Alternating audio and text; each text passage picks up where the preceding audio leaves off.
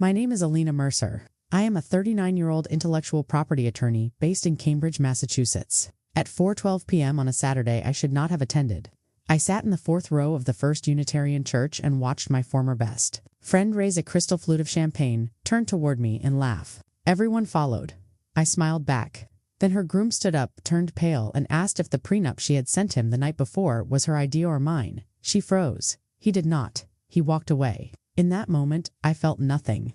No anger, no vindication. Only confirmation that everything I suspected was true. We met at a lecture on digital copyright law at a small conference hall in Providence. He was a rising app developer with a gift for persuasion. I was 3 years into private practice, still buried under long hours and longer contracts. And I found his questions during the Q&A naive but oddly sincere. We spoke afterward briefly, cautiously, and 2 months later, he moved into my apartment above a used bookstore on Brattle Street. What began as practicality, splitting rent, sharing coffee quietly, became permanence. We worked from opposite corners of the same space, building separate ambitions in parallel lanes. He launched his company from our living room while I took on late pro bono work to make room for his risks. I drafted his first investor agreements.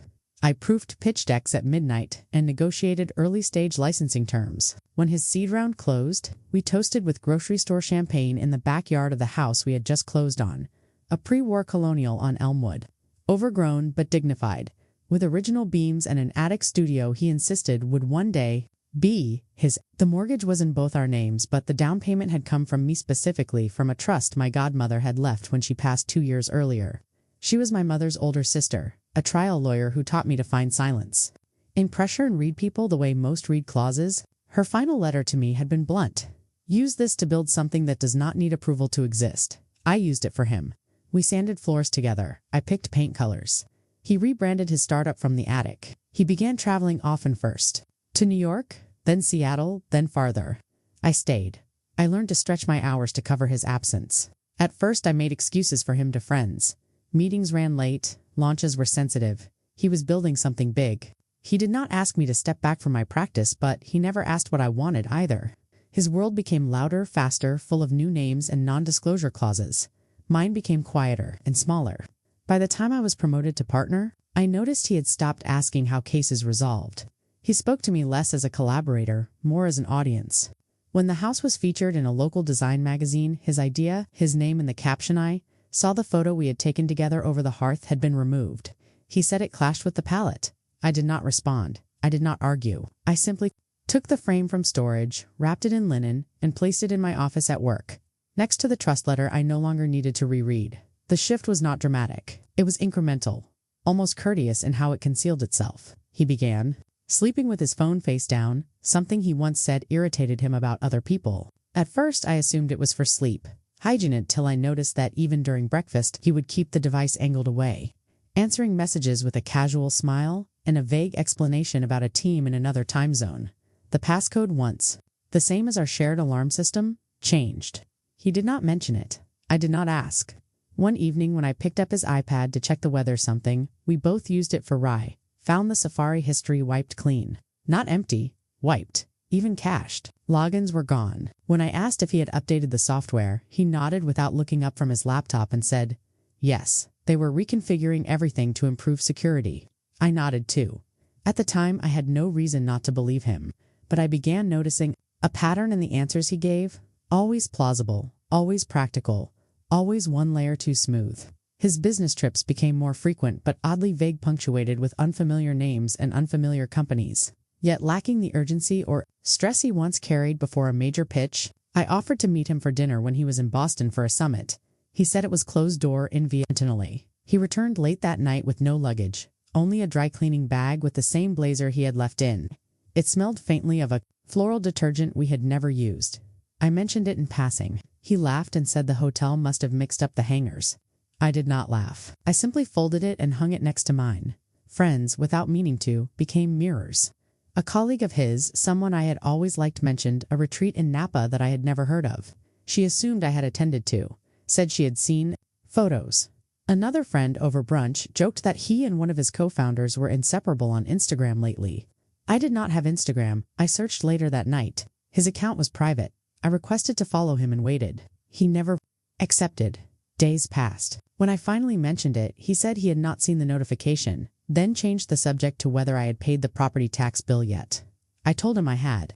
We both knew I always did. The final clue came not from a device or a conversation, but a receipt. It was folded in half, wedged between 2 pages of a trade magazine I was organizing for recycling. A boutique hotel in Hudson Valley. 2 nights, spa services, a note on the reservation, allergy to shellfish. I do not have any allergies, but she did his old business liaison, the one who had once mistaken me for his assistant at a launch event. He had laughed, introduced me again, and called her by her nickname. I remember that now. I did not confront him. I placed the receipt back where I found it. I continued folding laundry, then poured a glass of wine and sat outside. The lawn looked even, the hydrangeas just beginning to open. Nothing was broken yet, but I no longer believed we were whole. It began with a document sync error. He had left his laptop open on the kitchen table, something he rarely did anymore. And while the screen was asleep, the external hard drive connected to it began syncing with the family cloud, something we had configured years ago, back when we still shared passwords, playlists, and the idea of permanence. I did not open it immediately. I finished my tea.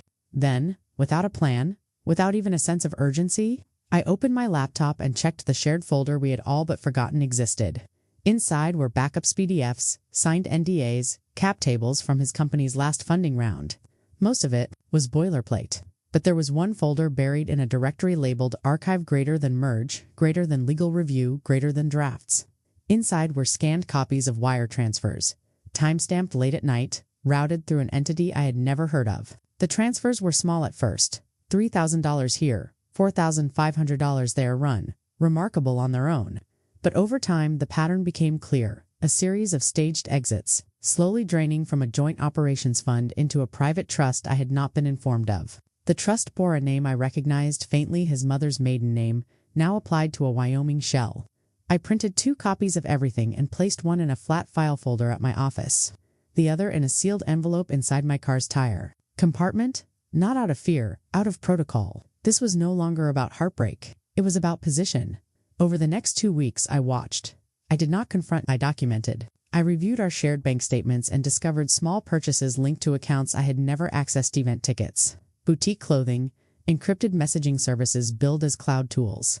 I began taking screenshots in quiet increments, each image tagged with date and time, organized by category, transfers, locations, timestamps, receipts. I emailed them to a secure server I had set up during law school, but had never needed until now. I traced his IP address during one of his conferences and found he had logged into our home security system from a city he claimed not to be in. I noted the discrepancy, saved the metadata, and said nothing. He was careful, but not careful enough. He never expected I would look. He had not considered that my silence was not surrender, but preparation. The final piece arrived in the form of a corporate registration document his company was preparing for acquisition. Buried in the disclosures was a clause confirming the buyout structure. He would be liquidating 82% of his equity in exchange for a direct cash position and a relocation clause that included housing, transitional living allowance, and legal counsel. I had not been asked to vet. His relocation form listed single, no dependents. When I read it, I did not cry. I recalibrated. I called a friend who had clerked with me a decade ago and now specialized in pre-litigation asset protection. Enough for him to know I needed confidentiality and speed. Within 3 days, we had a forensic accountant reviewing the transfers and a private investigator confirming travel records.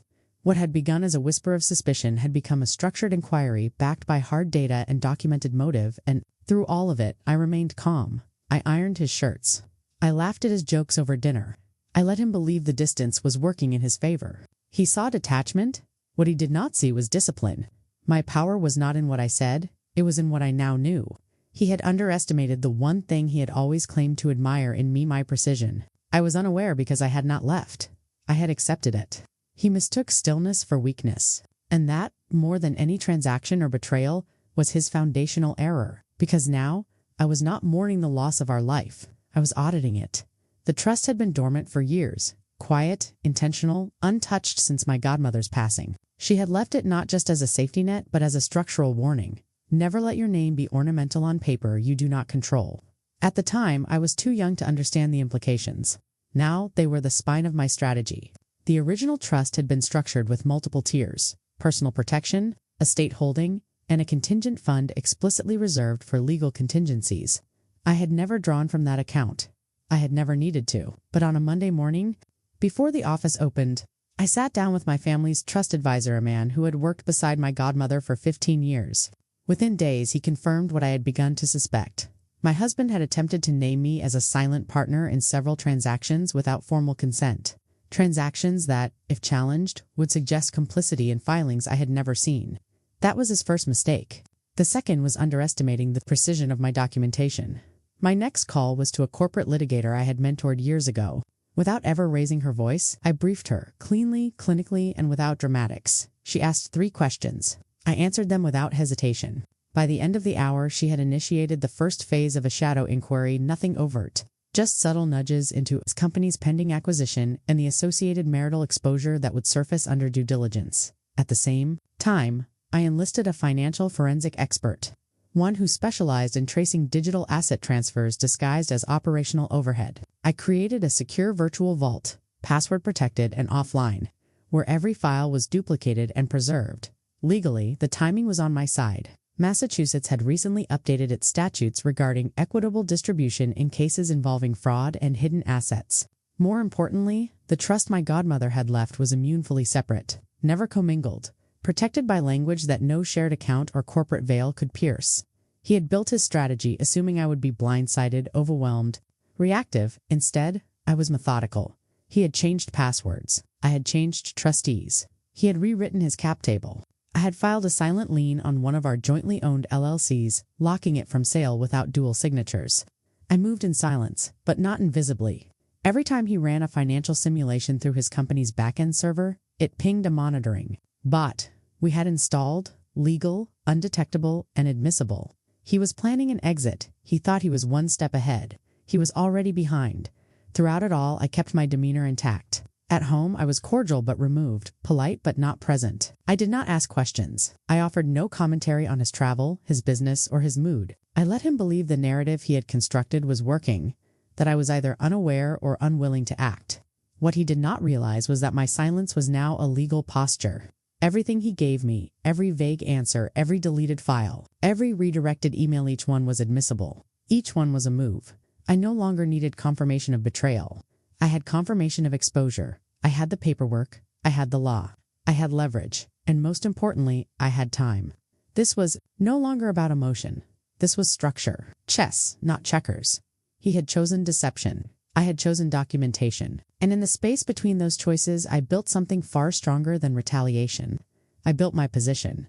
It happened on a Wednesday evening, the kind that offered no occasion for drama. Prepared dinner, his preferred steak, dry pansered with rosemary and salt, just as he liked it when he wanted to believe we were still domestic. He arrived late, his shirt untucked, but his tone breezy. I let him speak first, as I always had. He talked about an unexpected meeting in Boston, a change of venue, an investor who would not stop talking. Drink, set his plate in front of him and sat across the table. I said his name once flat, quiet, controlled. He looked up. There was no smile, no warning, just the weight of my silence. I asked him if he had reviewed the insurance on the Elmwood house. It was a neutral question, deliberately so, chosen because I already knew the answer. He hesitated for half a second to longhand, replied that he had not had the time. I nodded again, then mentioned that I had received an alert about a change in the policyholder. His brow furrowed, faint but visible, and he offered a vague comment about the broker handling some routine updates. I did not challenge it. I simply asked whether the trust name Lorraine Advisory sounded familiar to him. It was the name listed on the new paperwork. The pause that followed was longer. I held his gaze, not to intimidate. Still in control of the room, he said. I was overthinking. He said I had always been suspicious, always too careful. I allowed that to hang in the air, uncorrected. Then I mentioned a receipt. A specific one. Boutique hotel. 2 nights. Her allergy. His blazer. His eyes narrowed, but only slightly. He made a joke about surveillance. Asked if I had hired someone to follow him. I smiled then. For the first time, not because it was funny, but because it was confirmation. He did not deny it. He deflected. I asked how he planned to declare me on the acquisition. Disclosures. Married. Silent. Irrelevant. He reached for his drink. Not anymore. I told him I was simply taking inventory of what was his, what was mine, and what had never been ours to begin with. He asked if I was angry. I said no. I was awake. I would forgive him, or if not forgive, at least delay. He thought my silence was unfinished grief. But grief ends, strategy begins. After dinner, I cleared the plates. He stayed in his chair watching me. I did not ask him to move. I did not raise my voice. I left the room without saying goodnight. The silence that followed was not empty. It was decisive. He had not won. He had simply failed to notice he was no longer being played with. And in that realization, delayed, vague, unspoken, he finally looked afraid. It began, as these things often do, with an unexpected email, not from him but from his attorney. The language was courteous, almost delicate, as if worded by someone unsure of who exactly they were speaking to. The subject line read, "Preliminary disclosure request, marital and trust assets." The tone made assumptions, outdated ones. It asked for documentation of my awareness of asset consolidation, as though I had been passive, peripheral. I responded 2 days later with an itemized ledger, timestamps, trust transfers, wire logs, acquisition filings, and a notarized statement confirming independent counsel had been retained. I did not CC him. I did not include a greeting. I simply attached the data and ended with a sentence my own attorney had reviewed 12 times for precision. Please refer to the enclosed evidence of breach, concealment, and calculated misrepresentation. There was no anger in the line, only fact. And that was when the silence began to turn. Within 72 hours, the acquisition counsel for his company reached out not to him, but to me. Their compliance team had flagged a series of transfers inconsistent with his earlier representations. My name, it turned out, had appeared in several silent authorization clauses that he had signed on my behalf using a digital proxy. I had not authorized anything, and now, with my documentation in hand, neither would they. Their funding timeline froze. Their internal audit began. He tried to contain it, but it leaked first through cautious investor calls, then through back-channel legal queries, and finally through a court filing, an emergency motion to stay financial execution on jointly held assets, citing procedural ambiguity. It was not ambiguity, it was exposure, and it was only beginning. The first hearing was short. He arrived in tailored silence, flanked by 2 attorneys, confident in posture but slightly too rehearsed. I arrived alone. My counsel sat to my right, calm, armed with nothing more than a 3-ring binder and an expression that revealed nothing. The judge reviewed our filings. My side submitted metadata logs, IP trails, email headers, and notarized screenshots, each tagged and cross-verified by a forensic expert. His counsel objected to tone, not to fact tone. The objection was noted and disregarded. The judge asked him to speak. He offered phrases like miscommunication, good faith oversight, and mutual misunderstanding. I did not. Look at him. I kept my eyes on the documents, the numbers, the evidence. His voice faltered when the judge asked about the Wyoming Trust. The date of its creation matched the night of our anniversary. The hotel receipt was entered into the record. The allergy note was highlighted. His silence then was not strategic. It was suffocating. After the hearing, he attempted to approach me outside the courthouse. I stepped aside without pausing. He said my name twice. I did not answer. My silence was not avoidance. It was power. His narrative, crafted through omission, charm, and timing, had fractured. His investors called for an independent audit. The press release about the acquisition was withdrawn. His co-founder resigned without statement. His parents, who had once sent holiday gifts addressed to both of us, reached out separately. I did not respond. Let him explain it. Let him frame the gaps in logic that once held his world intact. Let him sit with the echo of the version of me he thought he understood. In the days that followed, my inbox filled not with apologies, but with requests, meetings, settlements, neutral mediation. He wanted discretion. I had already given him that in the beginning. What he did not realize was that silence once broken by betrayal becomes clarity. I did not retaliate. I simply revealed, and in that act, everything he had carefully veiled, unraveled not with fury, but with proof, not with vengeance, but with order. By the time the second hearing was set, he had lost control not just of the narrative, but of the illusion that had sustained it. And still, I said almost nothing. He was no longer facing me. He was facing facts, and there was no performance that could outmaneuver that. The settlement negotiations took place in a neutral office in Back Bay, inside a glass building where the air always smelled faintly of printer toner and polished stone. His side arrived first, 3 attorneys each, with laptops open before they even sat down. Mine arrived second, just one measured, meticulous and under explicit instruction to allow no dramatics. I came last. I wore gray. I did not speak during the opening exchange. The terms were presented with the same civility one might use to close a bank account, percentage returns, asset division, retirement account, redistribution, digital holdings, ND. He had already agreed to return the funds drawn from the Shell Trust, provided there was no further inquiry into its structure. I allowed that, but not without condition. His return was contingent on acknowledgement not of guilt, but of responsibility. It was phrased carefully legally, unassailably, an admission of procedural oversight resulting in unilateral misallocation of marital funds. There would be no further claims, no residual leverage, no counter-narratives floated among colleagues, or press contacts. His signature meant finality. Mine meant absolution. He glanced at me once across the table, perhaps expecting some sign of vindication, perhaps hoping for even a trace of bitterness to soften the humiliation. There was none. I was not here to win. I was here to end it. I declined to pursue punitive damages, despite having standing. I declined to request public clarification from his company, despite their attempts to sanitize the acquisition's collapse. I left money untouched. Not because I did not need it, but because I did not want it to tether me to anything built on silence and subtraction.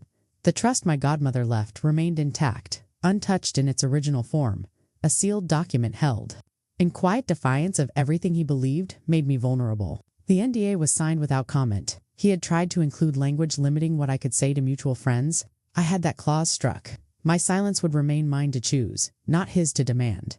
When the meeting ended, I stood first. I extended no hand. He did not offer one. There was nothing left to acknowledge. He had expected a battle. What he received was a line drawn with precision, across which he could not step again. This was not revenge. It was the removal of illusion. No arrests, no headlines. Just a woman who had done her homework and understood her worth. I walked out of the building alone. The wind was sharp, but clean. He would not speak of me again. And that, more than any courtroom verdict, was the victory I wanted. I sold the Elmwood house in early spring, just before the hydrangeas bloomed. The listing went live on a Thursday. By Monday, there were 6 offers, all over asking. I chose the buyer, who wrote a letter, an architect and her wife, recently relocated from Toronto, who said they had fallen in love with the original beams and the attic light. I left the house staged but empty of sentiment. The photo over the hearth was boxed months ago, and I did not look at it again. On the final day, I walked through the rooms, once touching nothing, saying nothing, and locked the door without ceremony. It had been a beautiful house, but it had never been a home. Not really. Not after I learned the difference. With the sale proceeds, I did not buy anything new. Instead, I set up a foundation in my godmother's name, the Lorraine Fund for Legal Equity. It was modest, built not to impress, but to endure, and designed to provide scholarships for women pursuing law with a focus on ethics and trust litigation. The first grant went to a second-year student from Chicago, who had once fought to reclaim her late mother's savings from a fraudulent advisor. Her essay reminded me of silence used as strategy, of power restored through clarity. I never met her. I did not need to. Her name is listed now on the inaugural page of the fund's site. Under a line from my godmother's final letter, "Do not waste time asking for what you already know is yours." A week after the fund launched, I received a check in the mail. No note, no return address, just a folded slip with the amount and a blank memo line. The sum matched the last transfer he had tried to conceal. The check was real, the signature legally binding. I deposited it without comment. I considered it not an apology, but a return of what was never his to take. He had no way of knowing whether I would respond. I did not. I relocated without fanfare to a small coastal town in Maine, where the air smells of salt and cedar and the silence means something different. I joined a local firm as senior counsel, part-time, selective, deliberate. I biked to work. I keep my phone off. At dinner, I say no more often. Sometimes I say nothing at all. And when I do speak, it is only when it matters. One evening, while walking home past the harbor, I paused at the edge of the dock and let the wind rise into my collar. There was nothing pulling me back. No settlement still pending. No answer. Still owed. I watched the tide lift and fall, constant and unsentimental, and I knew finally completely that the story had ended not when he left, or when the papers were signed, but here, in the quiet, with nothing left to prove. The life I had rebuilt was not louder, it was cleaner, and peace, I learned, is not something given. It is something reclaimed.